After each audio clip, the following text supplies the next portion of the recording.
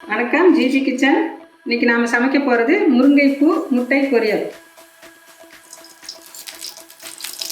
3 spoon எண்ணெய் ஊற்றிக்கிறேன். கடுகு, உளுத்தம்பருப்பு, 1/2 ஸ்பூன் ஜீரகம் போட்டிருக்கேன்.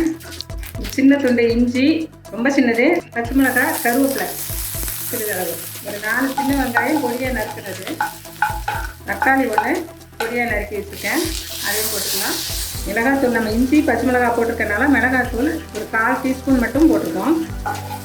இப்போ முருங்கைப்பூ ஒரு கைப்பிடி அளவு எடுத்திருக்கேன். ஒரு 5 நிமிஷம் மூடி போட்டு வச்சுப்போம்.